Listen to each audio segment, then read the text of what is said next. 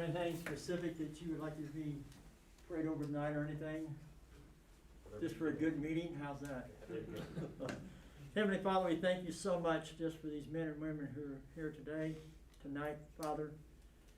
Lord, we lift up the challenges that our teachers, students, parents, administrators are facing. We just pray that you would keep everyone safe, that people will understand just how important it is to put masks on and just be safe. And I just want to be in prayer for the school board and these here tonight and for the topics that will be discussed. And just pray that you'll just bless their time together. In Jesus' name, amen.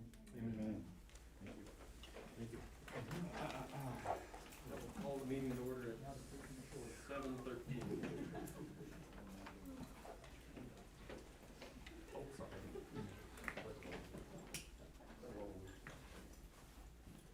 Pledge allegiance to the flag of the United States of America and to the republic for which it stands, one nation under God, indivisible, with liberty and justice for all.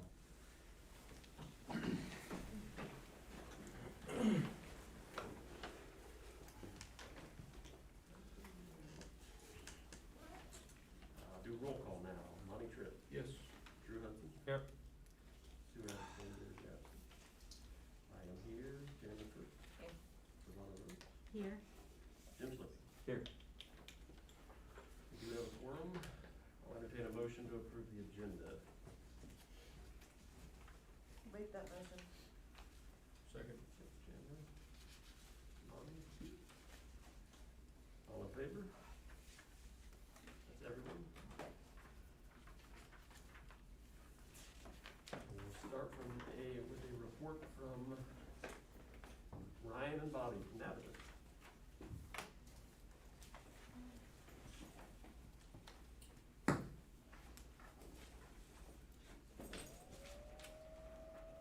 Good evening.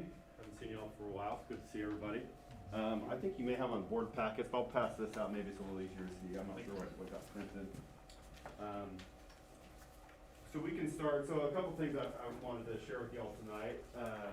First is a solar analysis, and then share an update of where we're at on energy savings after 9 months. And really, this is just for informational purposes. As you know, I mean, our role is to try to help you save energy and use energy savings to help accomplish other things. That was kind of our part in this whole project. So one of the things we wanted to do is after all the energy savings were implemented and we can see how energy savings is used, we wanted to see what kind of benefit solar could have to you all. So no action to take, just for your information. So one of the tricky things with solar that we'll often point out is the same size solar array can produce a different amount of dollars to a building.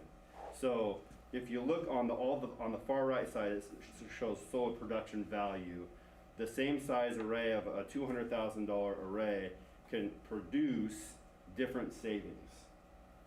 So and that has to do with how your rate structure is for that building, how much energy used in that building, and in Evergy's rates, the more energy you consume, the lower the cost.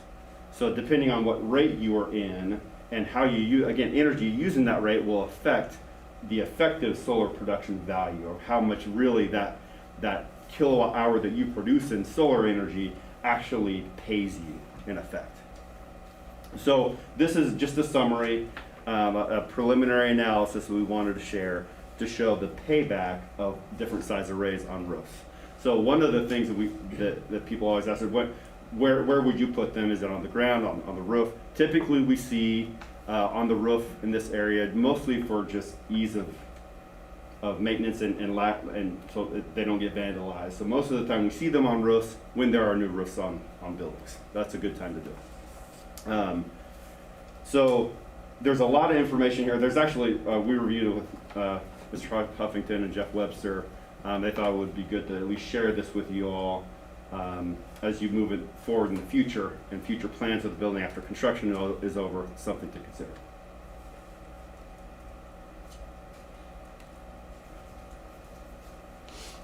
So right now, there's no solar that's in the plans, this is just a possibility down the Right, road. and again, this was always in our plan to at Okay. least share once we finished. It's, again, important to see how the how energy usage looks in the buildings, because that will greatly affect what the value of solar is. So we often do it within our projects if we know it will pay back well, but it's often good to look at it even if you don't do it afterwards, so. Sure. So can you help me then on this lot, the sample payback, is Yep. that, how do I read that, like, what's the? Yeah, in years, I'm sorry, In yeah, years, that's okay. in years, so for example, the high school is that $200,000. It looks like I printed off a different page than I sent, so I apologize, it's a little bit different. So the high school, 100 kW array, costs about $200,000 installed, and so it would take 11 years to pay back. So typically in Missouri, the way we see this most often structured is it's under a lease purchase. We don't own them, the school district owns them, just like an equipment lease purchase. And you would finance it over a certain period of time. And so kind of the game that gets played is anything better than a 15-year payback, or some schools like Fort Osage has a 20-year payback on their lease purchases. Anything under that actually provides a positive cash flow. And so typically the life of these, the panels typically last around 25 to 30 years, at least that's what they're saying, the new panels last. And then the inverters typically last about 10 to 15 years. They're warranted for 10 years. That's usually a piece that you'd have to replace after 12-ish years is kind of the average. And that's a small cost in the overall cost, maybe 5 or 10% of the overall cost. So just to kind of put in scale, the maintenance on them is typically not much, except for those inverters that fail about once in the life of the array. So yeah, that's a year payback.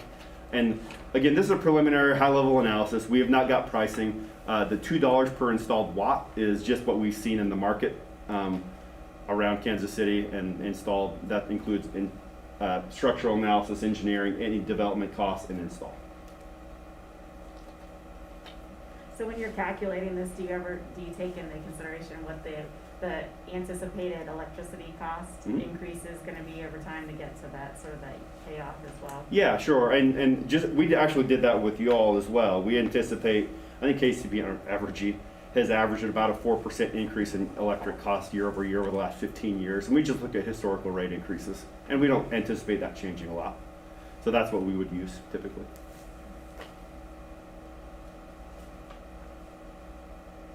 So this, in the savings column here, so the savings is annually, correct? That's correct.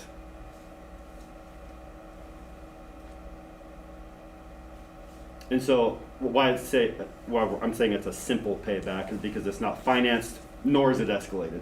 So really, right now, actually, we're seeing utility escalation higher than interest rates, so it's actually a little bit better than that once you finance it, typically. Or at least right now, I shouldn't say typically, right now, interest rates are low, so that's what we see.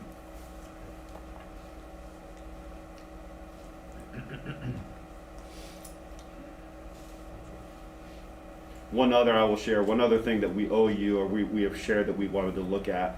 If you remember early on in this process, we evaluated whether it would make sense to replace electric heat at your middle school with gas heat. We want to get through a full heating season with normal school hours to evaluate that. So we'll come back in maybe probably 6 months, 8 months, after we have good data to see if that's worthwhile. Is there enough roof area enough solar panels to cover each Yep. So let me see.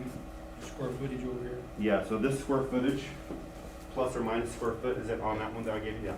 So that plus or minus square footage is the size that we need if we have enough or don't have enough. So the red would be we don't quite have enough.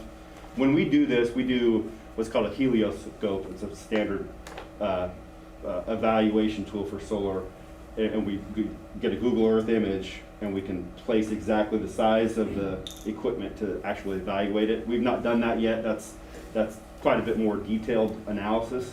So it's close. So at the multi-purpose, it looks like it's it requires 56,000 square foot, and it's about 14 short. So you may not be able to get quite a 100-watt array. It may need to be like 90 kW. But we would look at that and evaluate that if we were to move forward. And does it make any difference about all the roof units and everything that's up there already? We'd want to avoid those. So we do a structural analysis to make sure that the roof can handle it. We don't want any shading, so it has to be a certain amount away from rooftop units. And that's part of the engineering study to make sure you don't want any kind of tree shading, no shading. So any future growth of trees, that will greatly reduce solar.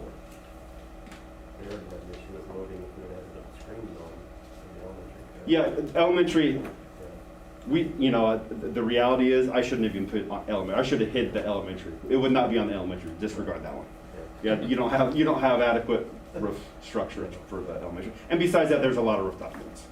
So it really probably wouldn't make much sense there anyway. Does the cost of your system include any anticipated structural enhancements needed? Nope. No, well, it does not. Good question. So we would have to, we would run a structural analysis before we get too far. That's one of the first things we do. So it is about, we anticipate about 5 or 6 pounds a square foot. So it's not a lot. I think typically the structural engineers want to evaluate it at $8 or 8 pounds a square foot, and that's well above what we typically see on these arrays. We design it around 5 or 6 pounds a square foot. So just going back to your comment about, wanting to be able to give us whether the middle school would be better with gas and not electric heat. You said you wanted to go through a full cycle, so would that be like April, May next year? Would it be? Yeah, I think we would want to get a full heating season, so through March at least, and so we'd be ready to come back in maybe May, Okay. I would think. And I mean, it's no rush really. I mean, maybe it's when the construction's over. I don't know. But when you guys want to hear that analysis, we're gathering data as we go, and so we'll have a good idea of how many BTUs of heat is consumed in that building in a normal season, and then that will give us a good idea of what savings could be. And we have some budget costs from the first round of things, so we kind of know what it would cost.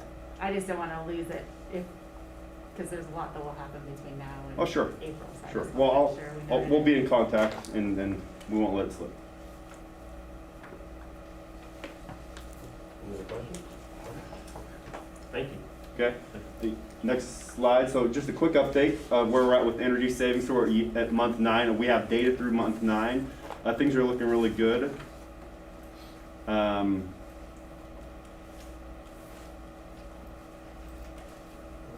I think it's on a PowerPoint. I hope, because I didn't bring print off for that one. 27 in your board packet. There we go.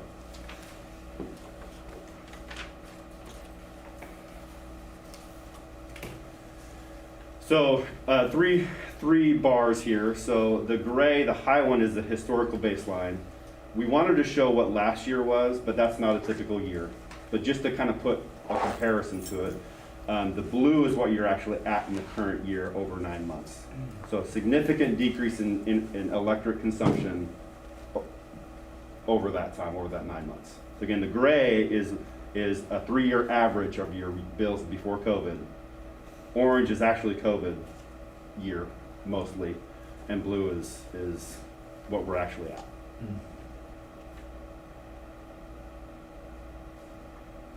So then flipping to the next one is actually dollars, how that equates to dollars, with pretty much the same graph, really not that different. But it puts into context what you're doing, what this project accomplished.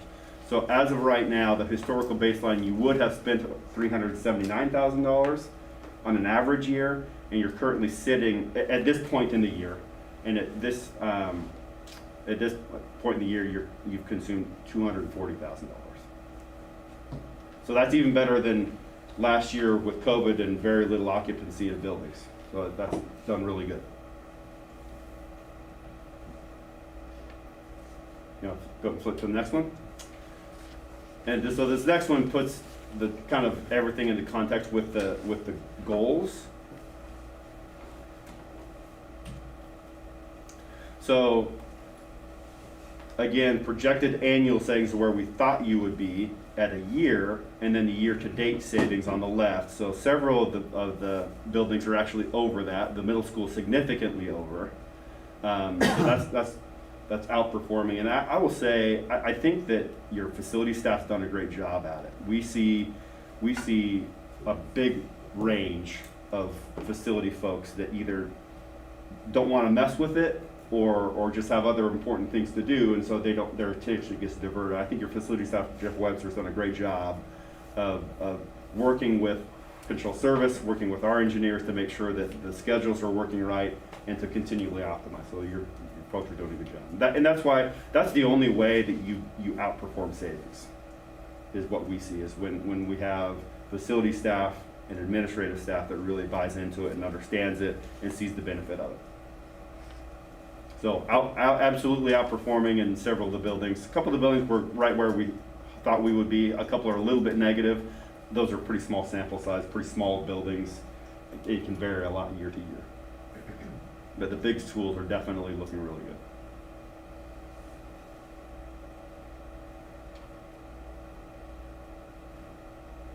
You're projecting we'll save about $140,000, $139,000. That's the year to date. So I think 3 more months it would be quite a bit more than that.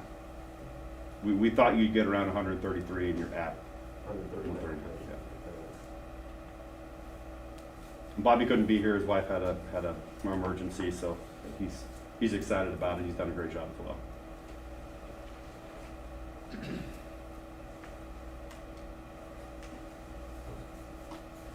Questions, comments? Thank you. Sure.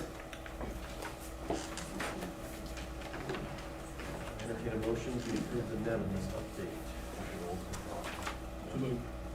Lonnie? Second? Second. Jim? All in favor?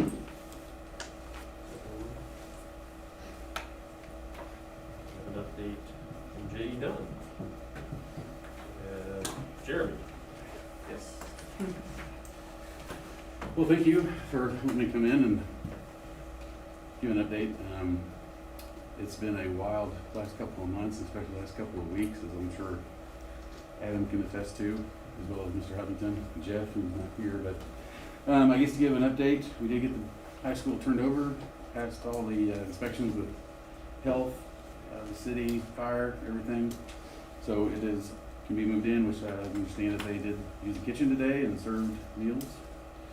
So ongoing there, we'll finish the punch list here during the month of August and September. I got word that our casework that was COVID impacted is actually going to be shipping later part of this week, early part of next week.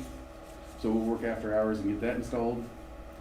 And then during the month of September, we got the signage. We need to work through the issue with the parking lot and get that asphalt down, the overhead doors, which is a change there, the kitchen area, and the window shades. I believe the window shades are shipping on the 23rd. So those are the activities at the high school. At the primary, everything is going well to get that building turned over currently at the end of November. The brick is done, so should be starting to putting in aluminum and glass this week. Exterior site utilities and storm drainage is ongoing. I don't know how many people have had a chance to go in there, but we are pretty much framed out of all the walls, studs, all the mechanical rough end ductwork is pretty well up. We are having a little bit of an issue to get our RTUs. They were supposed to be here in July. Now they're telling us they're going to ship on September 13th. So just getting the building climate controlled is going to be a little bit of a hassle to get drywall started. But electrical rough end, plumbing rough end, fire suppression, those are all ongoing. And then of course, we got exterior finishes going up, finishing up the sheet metal. The roofing is pretty well done, other than just tying in the sheet metal to it and the copings and such. So then one of our main pushes is going to be getting the exterior concrete done so we can get the asphalt down as soon as possible. And going with drywall and starting on the finishes there. So that is pretty much all I got. If anybody has any questions. When do we expect traffic to kind of return to normal? That's what everybody wants to know. traffic meaning, Flow. The normal flow, asphalt's down, I mean, you mentioned asphalt, do you have any idea? so right now, the biggest push is gonna be getting, like I said, the asphalt down at the primary. We're probably gonna have some subgrade issues there as well. I'm looking at mid-October, whenever we have that road back open, that's what we're pushing for. I know, so that's probably what we're looking at, to be able to get that road back open. But we did get the new road from, was it 12th Street up through there, done. Luckily, we got rain. We were on pins and needles, and we got rain Friday night, but we still got that last coat on there, so that can be opened up and everybody can be accessing that. I've got a question. I know in the construction world, you know, things have to get torn up before they get better. I mean, that's kind of where the whole Unfortunately. process is at, but I noticed around the campus, you know, and I know I'm talking about city streets, but a lot of the roofing crews have ran over a lot of our sidewalks, broken a lot of our sidewalks. You know, there's just a lot of damage that the campus has taken with improvements, but did you guys budget any money or gonna go back and look at our sidewalks Yes. and look, I mean, cause there's just, you know, Yes. I know it's uncontrollable, but I prefer it to be put back and Yes. at least looked at. Yes, we are looking at that, and it's on our to-do list. I've walked several areas. I know like the parking lot in front of the PAC has a couple of areas that have been dilapidated. So yes, I've looked at that with Jeff, and we're looking at getting that fixed as soon as we can. We want all the major construction activity to die down before we actually do it that way. So just bear with us, and Yep. we're working on that. Okay, I mean, that's great that you guys are even considering that. but- Oh, yeah, Okay. absolutely.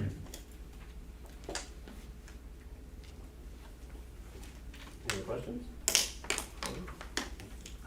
Okay, thank you. Yep. Thanks. Entertain a motion in a second to approve the update from J.D. Dunn. Jim, thank you. Have a second? Second. Thank you, Ronnie. All in favor? That's everyone. Now the Hollis and Miller update, Jennifer. Welcome. Good evening, good to see everyone. So wanted to give you all an update on where we are. Obviously, Jeremy has indicated a lot of what phase one has been completed and where we stand with that. And just personally want to thank Mr. Solomon, Ms. Euler, Michelle, everyone, because I know it's a process. There's little things we know that still need to get wrapped up and completed, and we're not walking away or anything like that. We plan to finish those up and get everything moved in. We do have furniture on order, as tends to be the broken record with things. They're seeing shipment delays on their end as well, so we understand there's a few areas that are a bit lacking on furniture, so that's coming here in September and October. So we will get those new furniture pieces for phase one. We're getting ready to start into phase two. So MKEC engineers, our civil engineers, and I met with the city over the last couple of weeks. So we had the city planning meeting as well as the Board of Aldermen meeting. Went over the plans for the elementary school, what the new front facade is looking like, and got full approval from them on all of that, so we are good to move forward. The city is on board with kind of following the same process that we have done here with phase one. We will do a third-party reviewer with the permit, inspections, things like that, and so we'll continue to work with them. We did wrap up our phase two drawings, so that is the elementary school. Those are going to J.E. Dunn tomorrow. And so those will go out on the street here very shortly, probably within the week or so. And the goal being that we would have those back, bids would be due then, end of September, first part of October. We'd be able to review that. So more than likely, at next month's board meeting, we won't have updated budget numbers or any kind of piece like that by the 1st of October, we're hoping to get those pulled together so we can kind of have a big picture for elementary school. We're also going to be looking at our final numbers at the high school as we're concluding that construction, as well as where we stand on the primary, to be able to give a good full picture of everything and where those things stand. Right now, everything is moving forward. We're hoping to get good bid numbers. Again, that construction wouldn't start until spring, late winter, early spring of next spring. We do know the floors. There's some things that are still in transition for this fall semester, but the goal is to get those moving in as quickly as possible once spring construction would start. So that's really the update on our end, just kind of keeping the process moving. I know we're in and out of buildings and seeing a lot of that stuff completed, so any questions I'd be happy to help answer.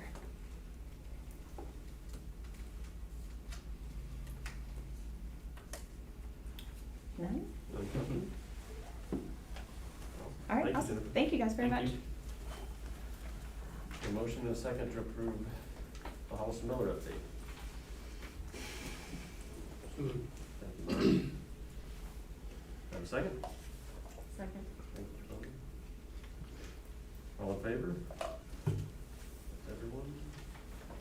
I would like to comment that everybody did a great job in the last couple of weeks getting things put back together. I mean, those of us that walked this thing a couple of weeks ago didn't think it could happen, but thanks to the construction crews and particularly our teachers and staff and our custodians, they did an outstanding job of getting this thing open for today.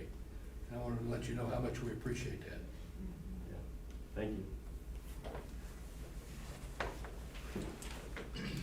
A health update from Ms. Purvis. How are you? I'm all right. A little tired, but I think that's to be expected after a busy first day. So I just wanted to update you with a little bit of our totals for where we are as of right this moment.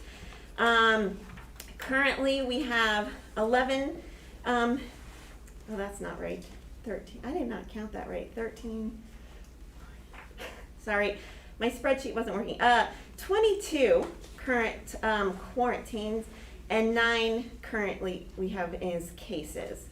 So we started the day, I think, with only 2 positive cases in the district, and we've gotten notified of quite a few more throughout the day. So it's been a little bit busy of a day.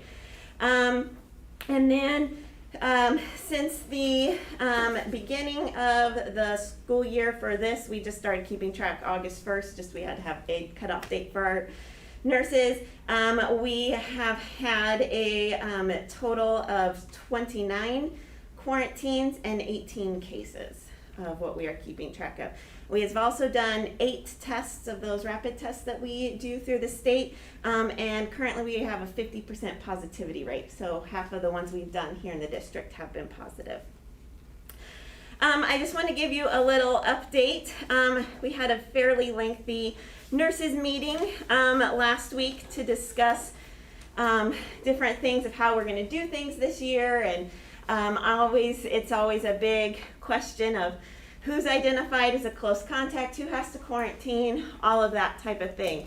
Doesn't make it easier when the CDC, the state of Missouri, and Jackson County all have different definitions for what they define as all of these things. So we went through all of the different definitions, and we tried to go with the one that was the least restrictive for the most amount of people, which as far as defining what a close contact is and who allows quarantine exclusions. In this case, it happened to be Jackson County's guidelines. And so what is different about their guidelines for this school year than last school year is last school year, as you know, anybody who was within 6 feet of a person for more than 15 minutes cumulative was considered a close contact and was required to quarantine. This year, however, due to new guidance from the CDC and several different other things, they have changed their definition of who is considered a close contact. So for students in K through 12, if you are both wearing masks and you are in a quiet classroom type activity, so like your normal instruction, anyone who is within 3 feet is considered a close contact. If you are outside that 3 feet bubble, you are not considered a close contact. And they are also allowing quarantine exclusion for students within that 3 feet. So it's very confusing, but what that ultimately means is that even if you have 2 students who are sitting right next to each other in a quiet classroom type activity, so long as they are both appropriately wearing masks, they do not have to quarantine at all. Like they don't have to quarantine. Then if it's a quiet type activity like lunch where you don't have masks, PE, recess, sports, like anything, then that still stands with the whole 6 feet rule as it always has been. So we are hoping with that we will see much less numbers of students being quarantined. For adults who are in the classroom settings, adults, Jackson County is still going with the 6 feet as defined as a close contact. And the only exclusions to quarantine for adults in the setting would be fully vaccinated people, so 2 weeks out after your last shot, or those who have had a positive test within the last 90 days. So I hope that, so we will notify some people, as of like even today it happened that we might call you and say, your student was identified as a close contact to somebody who tested positive. However, at this time, you are not required to quarantine. Please monitor your student carefully for any symptoms. Obviously, if you have any symptoms at any time, you should keep them home and contact us about testing. And so that's, like I said, we looked at all the different definitions and we tried to go to the one that was the least restrictive for the most amount of people. Because we know that the goal, from what we've been hearing and feeling, is that you guys are really committed to trying to minimize the number of students quarantined. And obviously having students in school face-to-face is the best method of learning. That is our goal too, is keeping kids in school. One thing to just kind of keep in mind, as of currently right now, we have the Jackson County mask mandate, so that makes this possible. In the future, if Jackson County were to drop the mask mandate, depending on what the board were to decide about masks in the school setting, if we were to decide that masks in the school setting were not required, it would go back to the 6 feet for everybody at all times. So it's kind of one of those, like, you get to choose. You can either wear masks and have very few quarantines, or not wear masks and have more quarantines. So that's something that you will have to decide, and based on the different numbers and all of that type of thing, what you feel is best for our students. But like I said, for right now, as going through those different things, we are really able to have very minimal students quarantined. So that's trying to explain, like I said, it's a lot of different terms and like fine lines and things like that. We would just like to remind everybody to stay home if you are having sickness, even if you think it's a cold or sniffles or anything. We do see people testing positive who, my own daughter, for example, her only symptom was she had been throwing up all day. I knew she had potentially been exposed. She wasn't in quarantine. But anyway, long story, her only symptom was vomiting, and she tested positive. We have other people who have like a little bit of a scratchy throat, and they have. So just be kind of aware and cautious of that. For students and staff in the district, we are offering those free rapid tests. So you can make an appointment with your building nurse during normal hours, and we would be happy to test you. We are not doing we would not use our tests to test people out of quarantine if they're wanting to test out early. You do need to go to another facility to do that, just resources. And then there's also home tests available now. For most purposes, the state does not accept those for schools. There's too much ability to cheat, I guess is the best way to say it. So we really need from a healthcare facility, sorry. So like whether you go to CVS or your doctor or the health department, that type of thing. So, are there any questions? I know it's kind of confusing. Well, I think just a clarification. Yes. So I think, first of all, thank you. I know that it's been a long haul and it continues to be a long haul. At some point, So it may hopefully be it'll different, go I away. don't know. But when you're tracking cases, because that's one thing that as we're making decisions is a really important aspect of having the data to help to inform. Yes. With the cases, do you track children and staff and then, so are We you? track children, we track all students and staff in the district. So those 9 current total cases means either staff or students who are currently within their 10 days of their COVID. So, and then we also keep track, so then it's 18 since August. So obviously half of them have already completed their 10 days. But yes, we keep track of both the staff and the students in those numbers. So would it be possible for us to see those separate, or can you only? Yes, report them no. in aggregate? If you will look on our COVID dashboard that's on the website, and I think Chris usually updates it weekly, Okay. it has those numbers. And so it has a column for like each building. You can see in each building what the current numbers are. There is a number for staff, and then there's the totals. Okay. Just when you are looking at it, because I am not the biggest Excel guru, I will tell you the numbers that when it says staff, that's not people who we just have staff, but they're kind of counted twice, because let's say if I have a staff member in my building, you will see the like 1 under elementary, but you'll also see a 1 under staff. Okay. So because we don't break the staff out by building, just because then it gets a little, if you only have 1, it's a little bit more Sure. patient defining information. So, but you can see all of those numbers on the COVID dashboard on the website, and all parents, anybody can see those numbers at any time. And we also have our testing numbers and things like that on there. Great.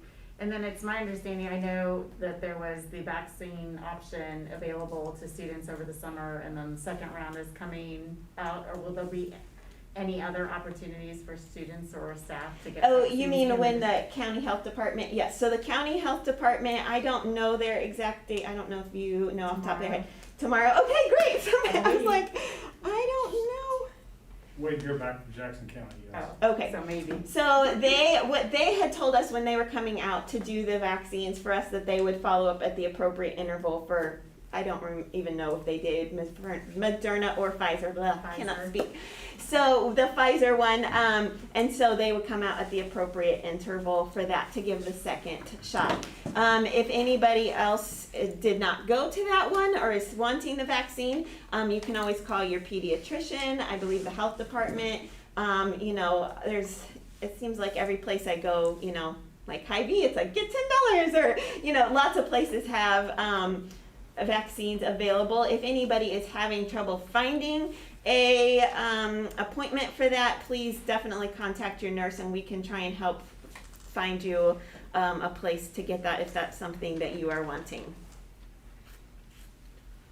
So my question is, as any staff here that are willing to send a kid home for quarantine, I've yet to hear a plan on what the education will be for the kids that get sent home, since we don't offer a virtual option.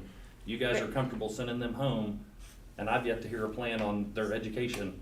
Obviously that's not my area, but I believe they're live streaming all their classes. Like, you have to actually watch your lesson each day, I thought. What? Secondary level, Okay, they are. so, Elementary level, we are live streaming math and reading right now, and we'll increase that as we go through the year. And placing stuff on Google Classroom. We had training on that last week for elementary and primary staff. High schools and middle school are live streaming every class, students following their schedule. And we're counting attendance with that, or no? DESE allows us to count those students as present, that's correct. Do you know, you mentioned 22 quarantined, 9 cases currently. How many of those we quarantined, or they were just already quarantined because of a family? I do not have that number in front of me. I can find it. I know that, I think there was, is it 8 at yours today? There were 8 at the primary today who we quarantined. Because they weren't wearing masks? or- Lunchtime. Okay. And their cafeteria is very small, and so they don't have a lot of option for social distancing. And so when you're not wearing any masks and you're kind of crowded at a table due to constraints, then that 6 feet, it's a little bit. But I think that the lunchtime was the only students that we had to quarantine from that class. Like buses, buses masked, classroom was masked, everything else. So there's no exceptions when they're eating lunch. I mean, and you take your mask off, what you're allowed to do to eat. Right. You get quarantined. So that's, it's a very tricky situation for especially their building because it's so tight. I know in our building, we have tried to spread them out as far as they can. And so, hopefully in ours, we're to about where it might take out 3, I think, with our distancing. I know in the middle school, that half of the students eat in the cafeteria and half eat in their classrooms each day or each week, or I don't know, however they do it, so that they have more distance, because I don't know how many you have at a lunch table, like three. So there's only 2 other students. I'm sure the high school has 4, so we really have tried to spread that out as much as possible. But when you're not wearing the masks, it does go back to the whole 6 feet. So, or if it's a non-quiet type activity, so like sports, choir, PE, recess, that type of thing. So are we, with how this entire situation is unfolded in front of all of our eyes, we have the Attorney General of Missouri suing Jackson County for Right. these policies. Yes. In my life, I never thought I would see a state suing a county, and again, just a few counties over, none of this exists. None of these policies exist. I don't live in the, United States of Jackson County. I don't. Right. I don't. I understand. And so, And I like I said, we did look at adopting the state of Missouri's guidelines as far as quarantining. We also looked at CDC's, which, are national. And so CDC basically said anybody within the 3 feet, there wasn't any exemptions. So, even if you were sitting next to a student, so you would have a lot more kids in class. The state of Missouri, their recommendations are that staff and students would be only considered close contacts within that 3 feet. They would not be required to quarantine from school, but you would be required to quarantine at all other times. So that would mean that you could come to school, but then you had to go home and not go anywhere else. You couldn't do any sports activities, shopping, anything like that. And so when we were looking at all these guidelines, we felt that Jackson County saying that you're a close contact, but you're completely excluded from quarantine was the simplest, because trying to explain to parents and or staff why it's okay for you to go to school, but then you can't go, anywhere else was going to get confusing. And then, like I said, CDC was the most restrictive, and they said anybody in that 3 feet bubble. So that would have ended up with more quarantines. So that's why we landed, that's how our decision process came to recommending that Jackson County, because it was the least restrictive for the most number of people in who would be quarantined. Yeah, and that's not questioning your decisions. I just know there's, throughout the entire state, there's no schools following any of that. There are numerous schools not following any of those policies. And I can't speak to all schools. I am on, the Missouri nurses, school nurses listserv, or however you say it. I also am a member of the National Association of School Nurses, and so they're on the forums. And I can assure you there are lots of places that are way more strict than we are overall about everything. I know we feel very restricted and that we feel alone here because several districts in our area aren't maybe necessarily, but like I said, we have to do what we have to do, and we're trying, but like I said, I can't speak to what other school districts are, but I know we are not the only ones following the established guidelines. But I guess that's where there's always this power pull. Whose decision is that? Is that the board's decision? Is that the administrator's decision? Is that your decision? Is it the state's decision? Is it Jackson County's decision? Because as a board, we've made none of those decisions. None. Right. And and that might be something you would have to that's our job discuss. to Right. guide the school in the direction that Yes. the patrons of the community want the district to follow, not your job and not the administrator's job, And that's I our guess, job. like, this, I obviously can't make rules. I come and tell you what I feel are the best recommendations for us to follow. And I would say that if you are interested in not following established guidelines, which are basically at this point considered standard of care. So it's kind of like if you went to the hospital and you said you were having chest pain, there's a basic standard of care. You get pain medicine, you get oxygen, you know, you can get all these different medicines. There's like a basic standard of care.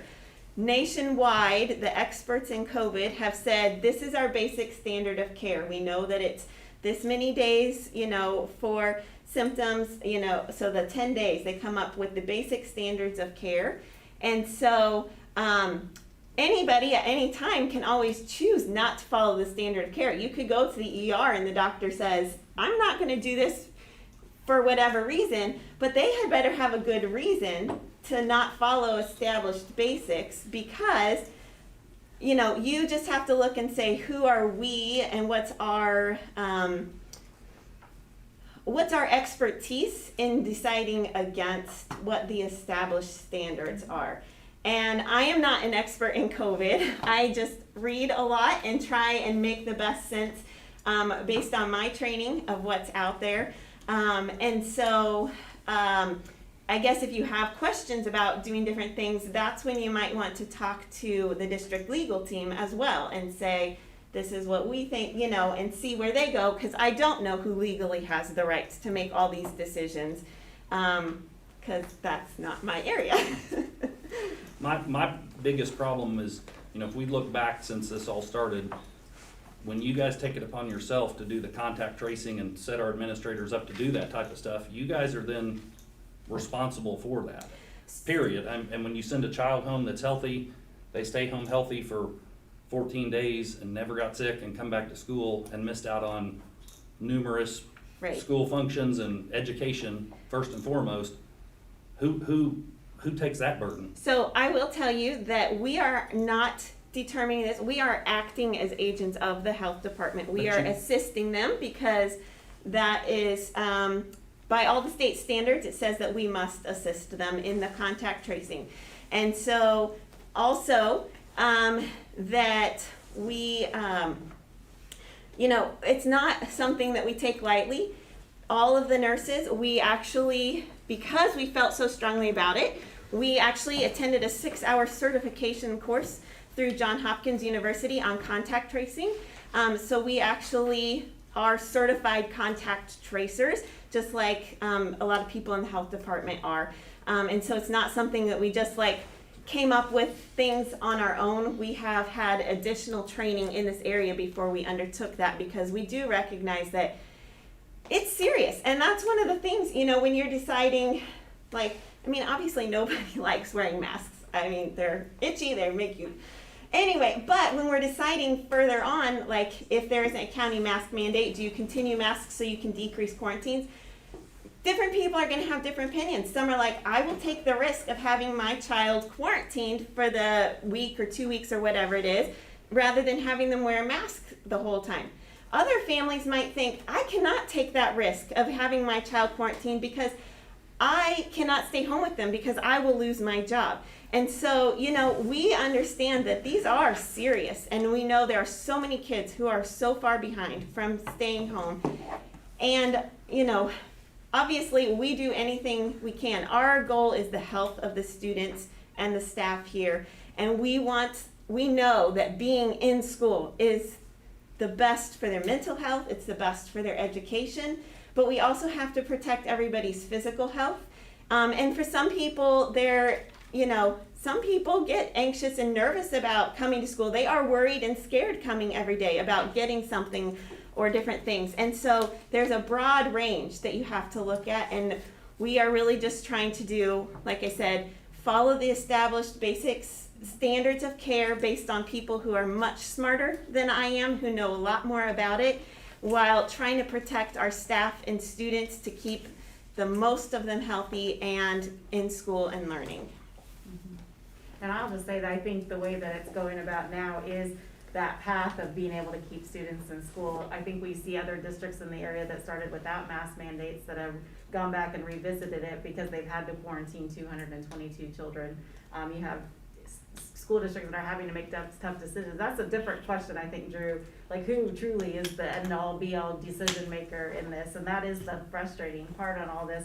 But I think what's been put in place, children masking for the majority of the day, except for when they're doing the activities as you explained, keeps us in the best position to actually have children stay in school and not be quarantined. Because if I'm masked and you're masked and we're partners and you happen to come down with COVID, I can still come to school because we were both properly masked. And that's why I asked about the data, because that's what we're really gonna have to start to track, because even with masks, if we're seeing it. And this morning on a call, we were talking about just incidents at hospitals, because with hospitals being overrun and not room in the ER for other cases, one of the things that they've seen, because their staff has been masked the entire time, they have not had spread within hospitals as you might anticipate. So hopefully with schools doing the same right now, we'll be able to see, are we able to mitigate the spread by being able to just the mask? Because that's a sort of a different place where we're starting. Not to call someone, but I've spoken to Tony Ann several times, just outside of school, just in general, and some of the things I heard you say in regards to how you guys are acting on behalf of the health department, those are things that I don't know to be true. I don't think you guys are required to do that, and those are just things that there's misinformation everywhere, and everyone in the community is confused, and including myself, and I think everyone's acting and taking on roles and responsibilities that aren't theirs. So like I said, I would suggest from my point of view, if you have concerns about that and people taking on roles that they're not required to, I would consult with the legal team of the district, because they would be in a better situation. Like I said, from what I have read, that's directed towards school nurses, that we are required to help and assist assist the health departments with their contact tracing and things like that. So did we never hear back from Jackson County at all about their, this is what they told us, that we had to use our school nurses? Yes. That's what was told by the county? Yes, Yes. I have spoken to her and she says yes. Because I said, we're not supposed to have to do this. And she said, well, it's an emergency and you guys have to because we don't have the staff. And so they're requiring all the school districts, the school district has to do it. So what does that do for students that have been vaccinated? So students who are vaccinated are excluded from quarantining. How do you find that out then?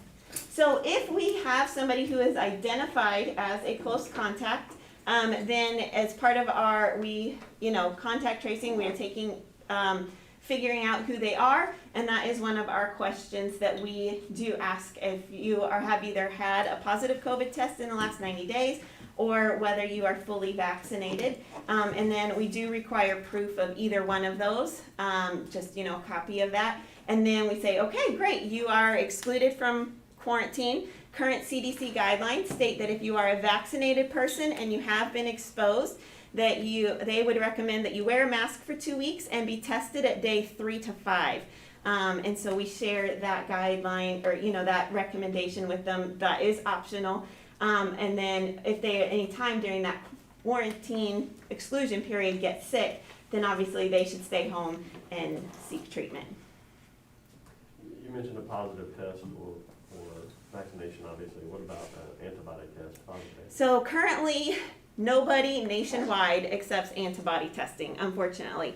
The rationale, because I've asked multiple times about it, the rationale that I have read from various different places, not just Jackson County, but nationwide, as I said, on the National Association of School Nurses, it's a question that comes up frequently, is that they believe that the titers are not specific enough to COVID versus other types of coronaviruses, that it can't tell you whether you're able to still have that viral load and transmit it, or different things like that. And so basically, though, no established guidelines exist anywhere for accepting antibody titers at this current time.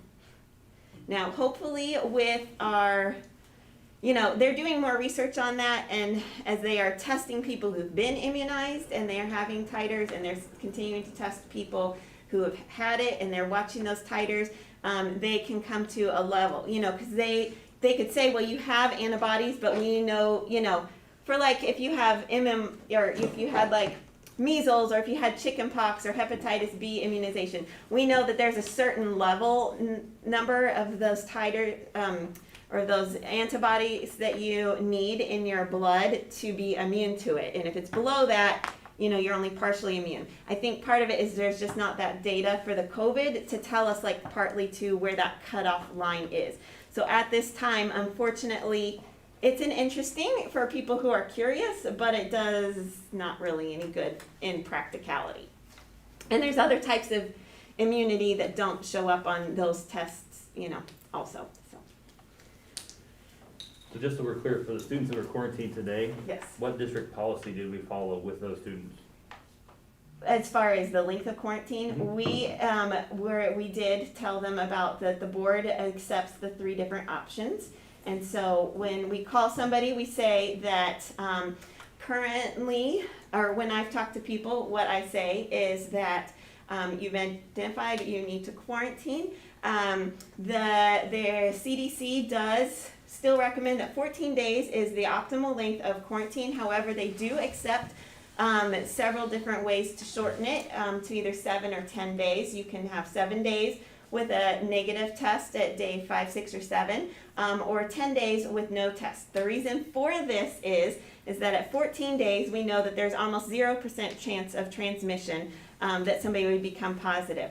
At 7 days, there's a 5 to 12% chance that in that second week, you might become positive. At this time, our school board has decided that that is an acceptable amount of risk to have students coming back in during that second week. But it is parents' choice depending on what they feel is acceptable risk to themselves and their family. And so then we just let them choose from there. Can I make a few comments? Yes, please. Out loud? Yeah. So, my name is Tony Ann, for those of you who don't know, and I sit on about 60 hours of COVID phone calls a week. So I feel like I can help answer some of this, and a lot of it is your choice as a board, what you decide. In terms of contact tracing, Kelly Hopkins, who is the legal counsel for the Missouri School Board Association, who I think you guys are members of, is where we get our legal advice for the school districts who we partner with, which Oak Grove is one of them. You're not legally responsible for doing contact tracing. If you choose to coordinate with your local public health department, that is a choice of the school district.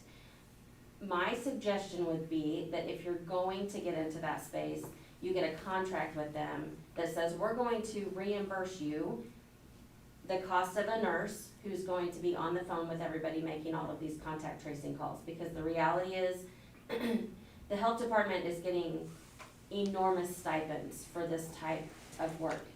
I get that they can't find staff. We're short on nurses, we're short on doctors, I get it. I think it's risky for a school district to take that on.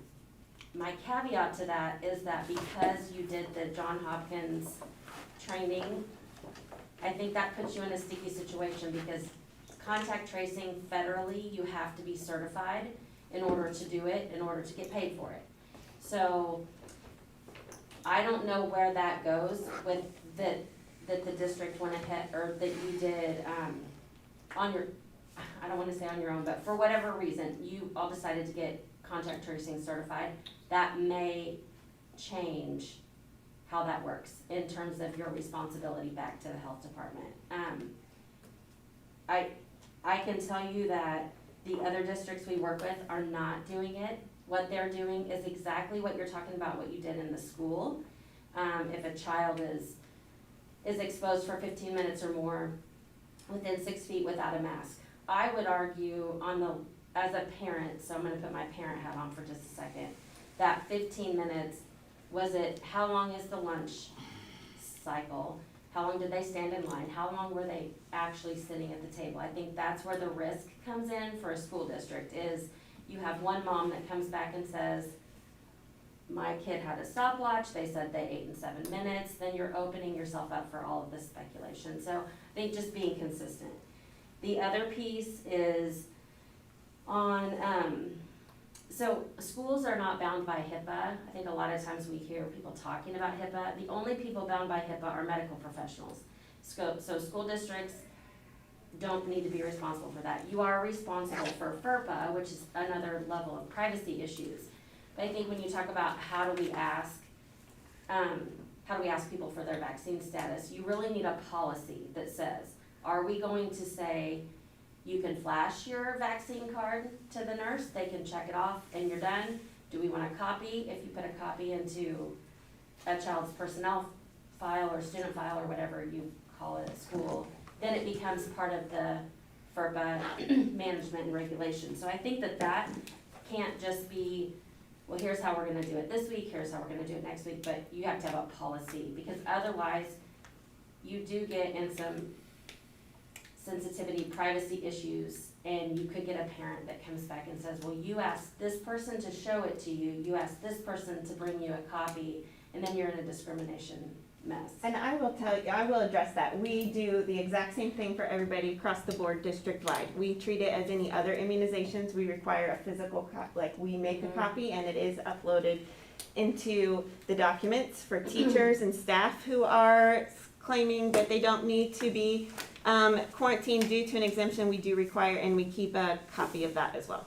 And Tony Ann, I don't know the position, but I'm just concerned that we're getting some rebuttal that isn't on the agenda for speaking, and we typically have it's typically policy for the board that you call ahead to get on the agenda to Yeah, and provide some that's specific it. I just said I points. would give this name if you need this Perfect. attorney's legal call. Perfect. But that's what we've shared with all of our other districts. And I think it Appreciate that. even went out in an email that went to Oak Grove. That would be great. Yeah. Thank you.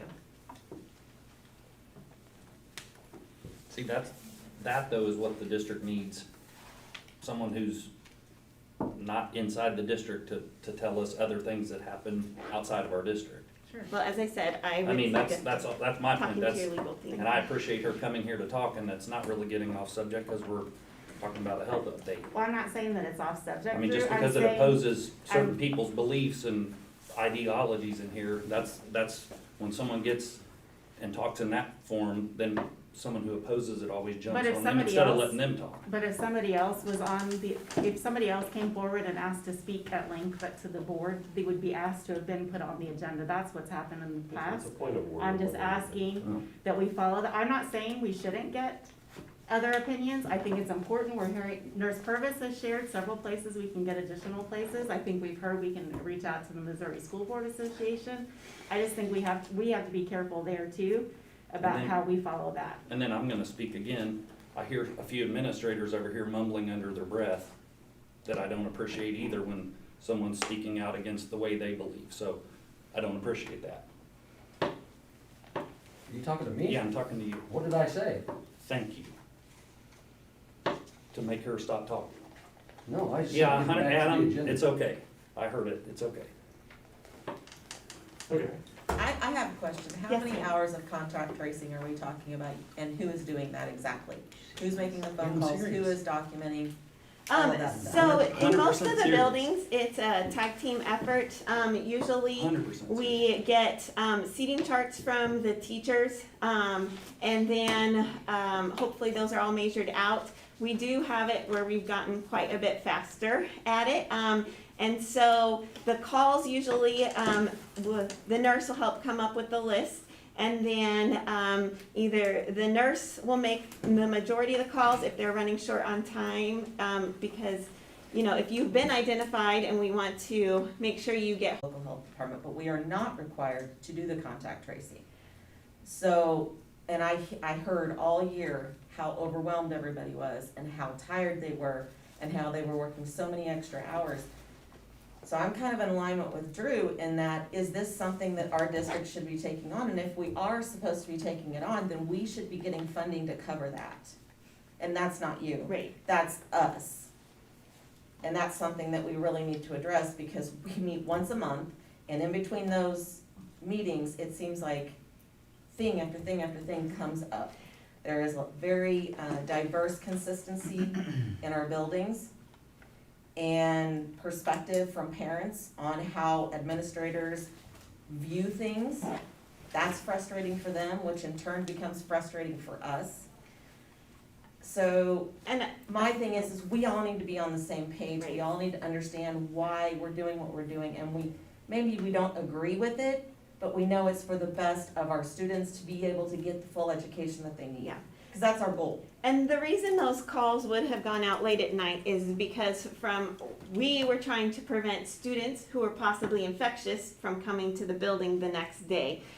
Because we know that your infectious period is for 48 hours before you start showing any symptoms. So let's say we needed somebody to stay home at quarantine, and we decided not to call, send them home till during normal hours. They had already come to school, and then a day later they get symptoms. Whoever they'd come in contact with school that day, we now have to quarantine them. Instead of if they had just stayed home, then we would have cut that chain. And so on our part, we are looking at that we are just trying to, overall, in the end, decrease the amount of risk and the number of students who would have to stay home. So that's why those would go out later at night or, in a hurry, is to try and minimize the number of people that they would come in contact with during their infectious period. Oh, and I understand why you were Yeah. doing it. I'm just saying that is not cost efficient for us Well, to be doing that. frankly, can I just be honest? People than hopefully I'm will. salaried, and so all those extra hours, doesn't matter cost-wise for you. And even our hourly nurses, we didn't ever get paid for an extra hour of that. And so, if you're looking at just strictly cost, sorry, I shouldn't get, but, I'm saying overall, right, yes, yes. we didn't pay you, but you know what? We also heard we didn't pay you. sorry. So it's Somebody has to say it once in a while. I don't want you to work for free. It's not fair for Right, you to work I for know, free. and I know, and it's just one of those things. I think that part of being in healthcare and being a nurse is you really do want the best for people. And so sometimes we are willing to go that extra mile, even sometimes at our own,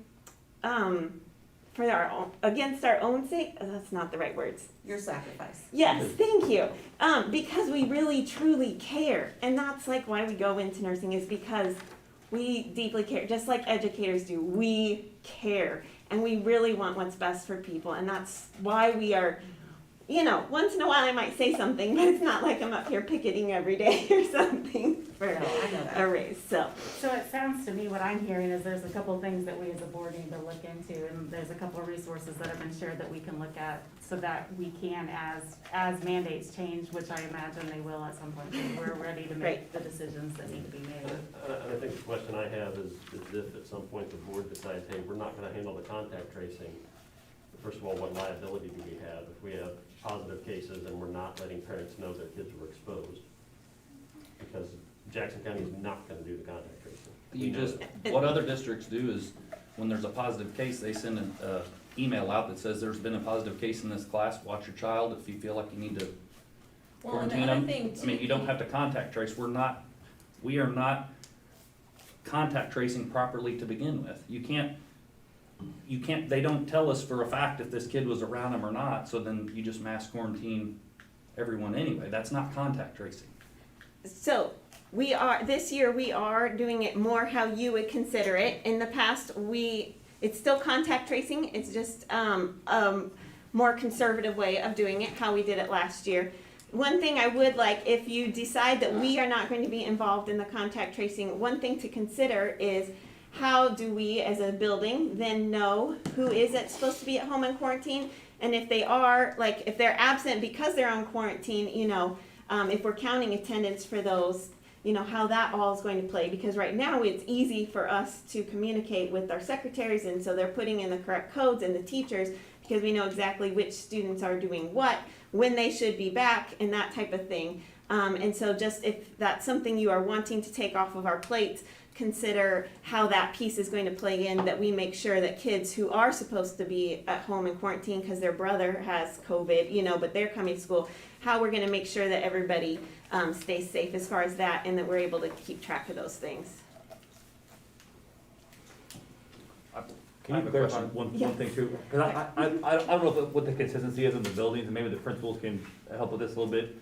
Is the district doing restrictions on large gatherings in certain buildings, or all buildings, or what's the stance there across the district? You mean as far as like assemblies and that type of thing? I can speak to my building. I know that we haven't done any of those types of things. Even at recess, like your class only goes to recess with your class, you know, all of those types of things. I don't think that any buildings have had any large group gatherings for that, except for the open houses. Like we did open house for parents that Right. come in the buildings, but like at the primaries, they're gonna be like the Super Panther Award Assembly. Not for this year. it since COVID.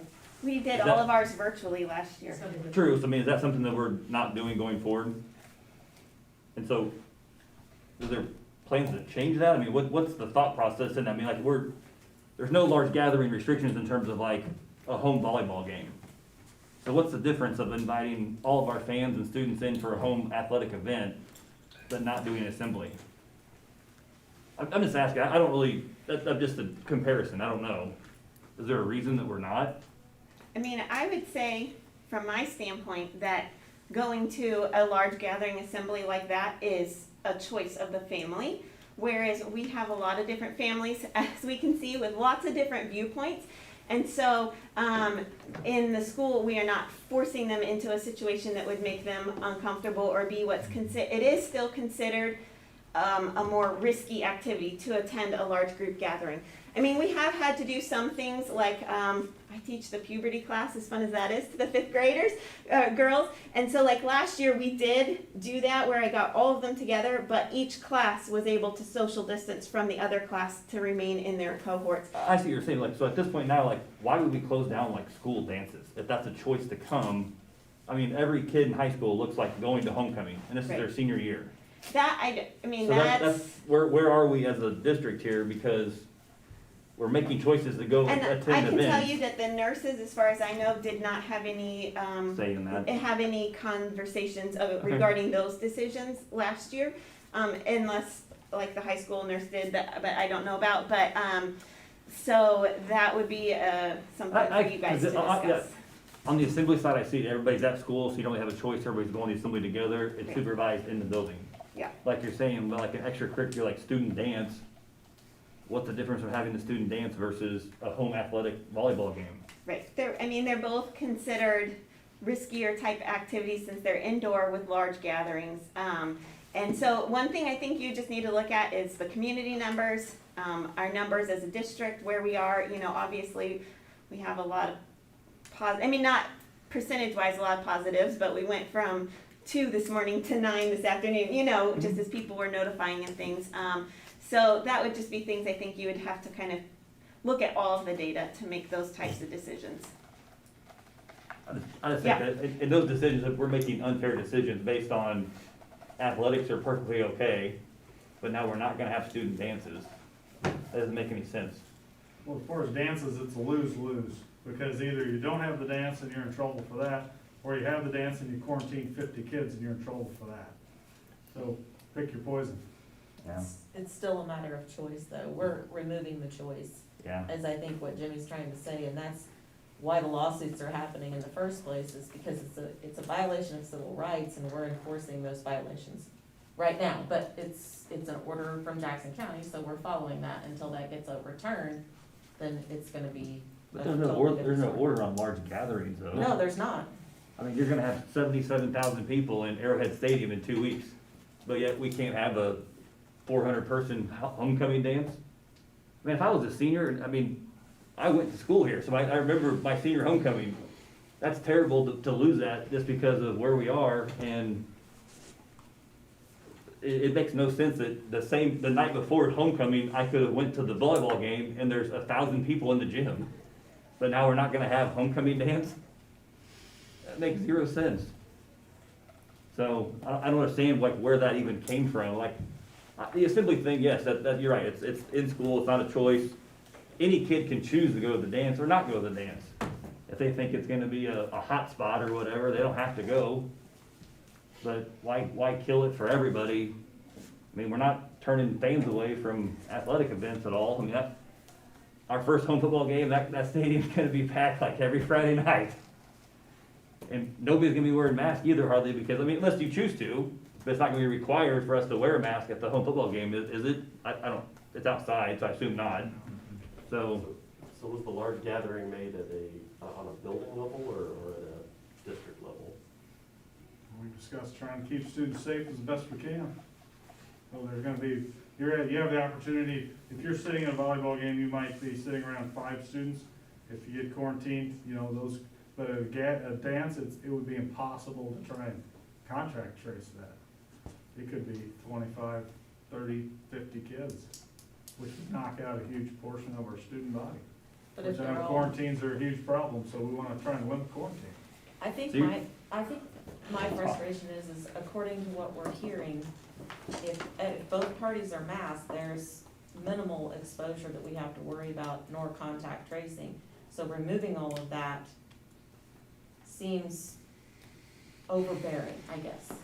I You're do have saying to it's say okay that to a be dance would not be face-to-face considered in quiet school classroom with a activity. mask in a classroom for 60 minutes or however long the classroom is. Right. But you're not saying that you can make that same choice outside of school to go are we gonna contact trace someplace home else. athletic This- events? We don't usually. That's where I'm coming from. So, And we can't protect everybody. I mean, it boils down to, every family has to decide what's best for them. I mean, if they don't feel safe in school, then they're gonna try and make other arrangements. I have talked to people, actually today, that pulled their kid out because they were gonna have to wear masks. So I mean, you're gonna have obstacles either way you go. I think we run into issues is exactly what you're saying, that is, families can make the right decision, or the decision to go play sports and accept those risks. We should give them probably the same choice with a dance. Why would we say, yeah, but we're just gonna arbitrarily say a dance is somehow more dangerous than playing football or wrestling or basketball or anything along those lines? I mean, I don't see I'm having trouble seeing the difference. And if somebody can explain the difference to me, I'm all ears. That they're a very similar activity. I mean, they're a school-related activity that does put you at a greater risk, obviously, right? Same as football. If your son chooses to play football, you can't wear a mask, and you're at a higher risk of either getting COVID or being quarantined, correct? Why do we just take dances and things like that off the table? Because what's the reasoning? I'd be curious to know. We don't know, do we? We don't know. We were not involved in these decisions. I know, yeah, so. no.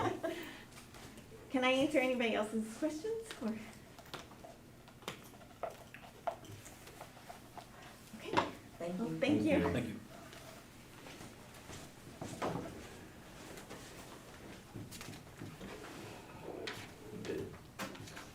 Being consistent is tough,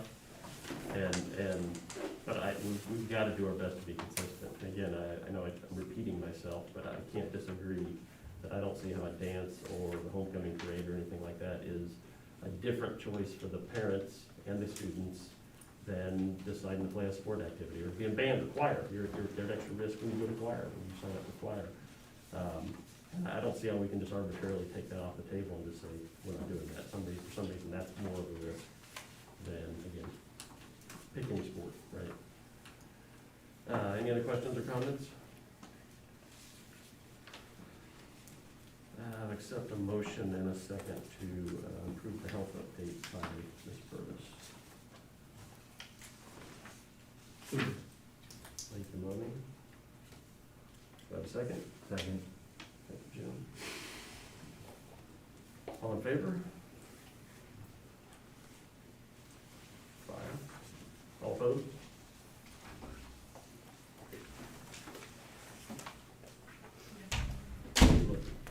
I'm sorry, Drew, were you a 4? 4. Okay, sorry. Yeah. 6-0. Okay. Moving on. We had our first day of school today. We made it through our first day of school. We'll get accurate, updated enrollment numbers. We don't have those today because we still had quite a few families doing the enrollment process, so we don't have up-to-date, accurate enrollment numbers today. Things went probably as well as they could on the first day of school. There's always lots of traffic. Parents like to bring their students to school, always great to see. Buses, just the shortage nationwide that Apple Bus is facing, and I'll actually touch on that a little bit later. That's still a great concern, but I want to commend Apple Bus. They did the best they possibly could. I know after school buses were running extremely late. I'd like to apologize to our families for that. That will get better each and every day. So, but they are facing huge staff shortages. We should be wrapping up the major construction projects. Construction will still be taking place throughout the school year, but the major projects should be wrapping up, especially the elementary roof, getting those large pieces of equipment out of the way. The drive going back to the high school, we've got to do a couple safety things. There's a very large curb that's still exposed, and we can't have cars running off the asphalt, so we need to do a couple safety things before we're ready to open that up, advertise that to our families. I just want to commend our entire staff. Everybody's been chipping in, putting in long hours. I've seen teachers' classrooms go from needing new flooring to a perfect looking classroom in a couple of days, so it's quite amazing. The teachers, what they've been able to do, our administrators putting in long hours.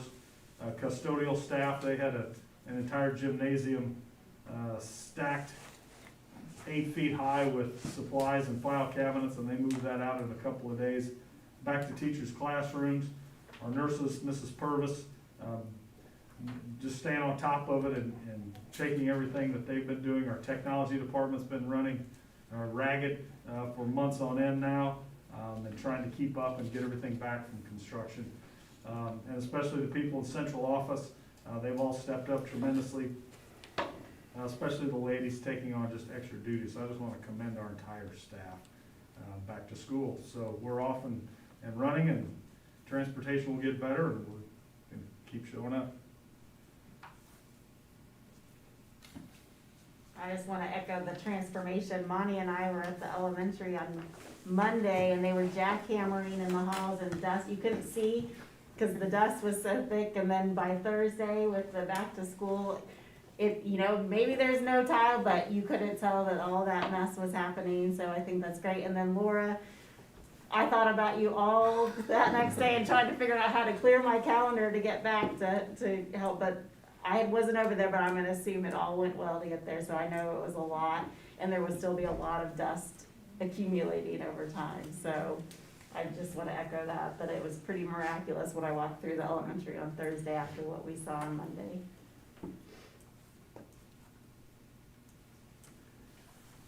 Any other questions, comments? Entertain a motion to approve the opening of school update. Presented by Ms. Cuthbertson. So moved. We'll call it Giovanna. Either one. Does anyone like a second, Tammy? No? Yeah. Thank you. All in favor? 6-0.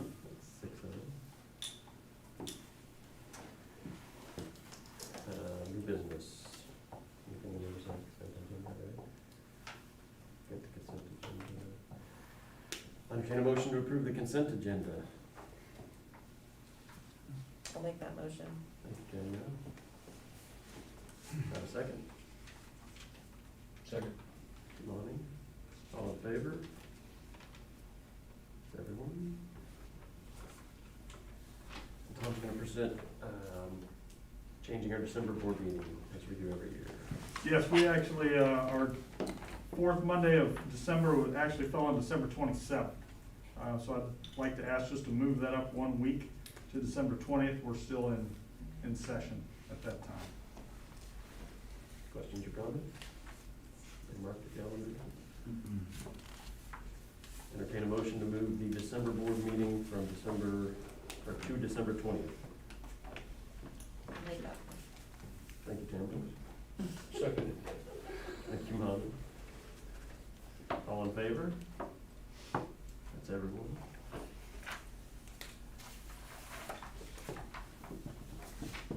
Two 2021-22 district tuition. Okay, just set our tuition rate. Previously, it was $11,838. That number calculated that's a per student cost annually for the district. we'd like to keep that the same for 21-22, please. Do we have anybody that pays tuition? No. I'll make the motion. Just one question, is that based on, that's based on the cost? That's a total cost divided by our for our number of students. I'll second. A motion and a second, all in favor? Second one. District lunch prices.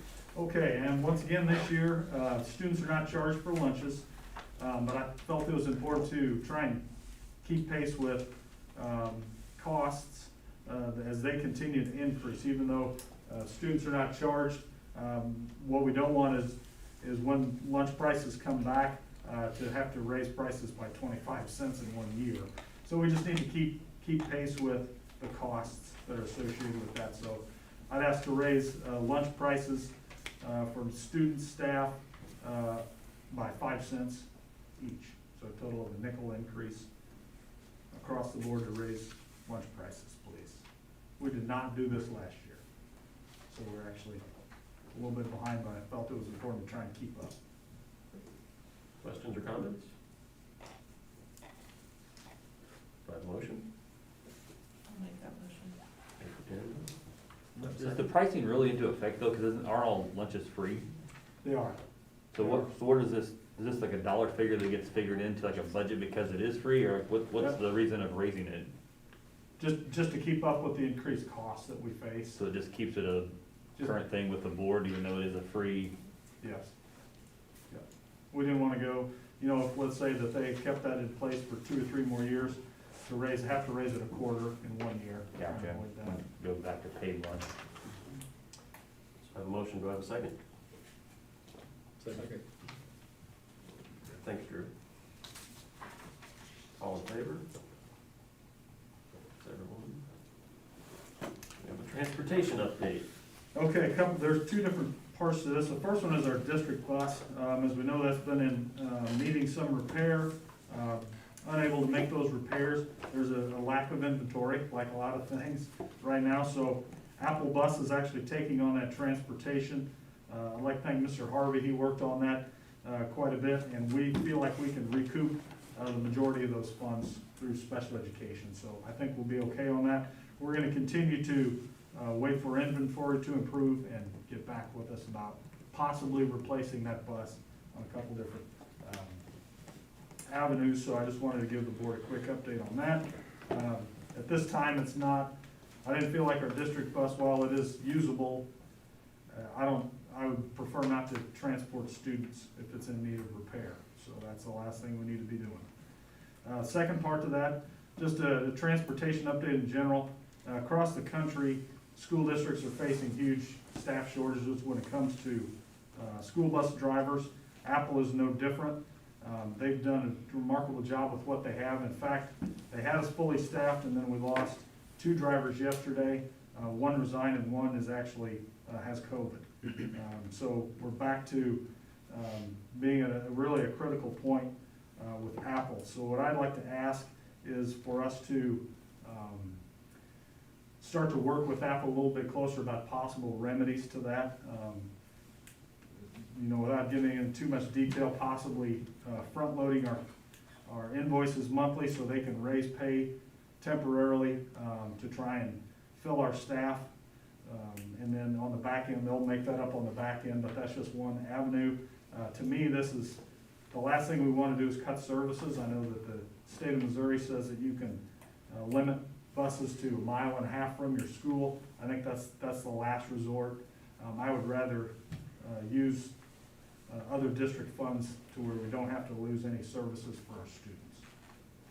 So I would like to ask the board to move forward with working with Apple to try and be fully staffed with our bus department.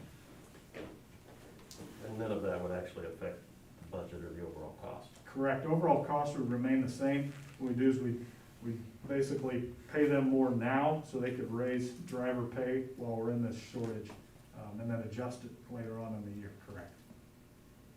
So then are they anticipating because they have open positions, they'd be able to backfill, because their costs are gonna be the same, no matter if we pay it early or not, but is it because they don't have all their positions filled that they're gonna be able to deliver the service? I mean, I'm just thinking about their cash flow. Right now, we're having to combine routes. Routes are lasting longer. So with fewer drivers, if we could get fully staffed, we could go back to shorter routes, fewer kids on buses. So, but, you know, we'd reevaluate it towards the, you know, when we go on winter break or towards the spring. But right now, it's a critical time. So, Yeah. so hopefully we can get past and maybe they can come up with something creative. We can capture dollars and other means. But at least have those conversations with Apple's. Right now, it's just, hey, this is an idea, is kind of where it's at, we haven't taken any further than Okay. that. Cause I just get, when you're adding to like a base pay to try to get more people, eventually you're paying more with the same contract that they are getting the same contract number, so they have increased expenses with the same number, so I just wondered how they were gonna account for that, if it was because they have a period of time without all their staff, so that's enough to account for that or not. And we just haven't got that far yet. Okay, Are we saving money by doubling up routes now? A little bit, yes, I because mean, for so it's us, a little bit, they got that to earn in the future, right, so. but this is helping with the cash flow because of the timing of the payment, so that they Yes. would have it to make payroll in order, so it's like an advance really, Yeah. in a way. they already offer an incentive to bring on new drivers. But, you know, to keep drivers, they had one resign just yesterday, so in order to keep those drivers, this is something that we'd like to at least have those discussions, see if we can work out something. It is critical. It is absolutely critical right now. We just don't have enough drivers. Any other questions? Comments? Thanks, Tom. Entertain a motion to approve the transportation update. So moved. Thanks, Molly. Second? Thanks, Jim. All in favor? Is everyone? Thank you. I'll keep you updated on that. Seeing nothing on the agenda besides what we've already covered, I'll entertain a motion to adjourn. I'll do that. Okay. Thank you, Monty. Do I have a second? Thank you, Tamara. All in favor? That's everyone.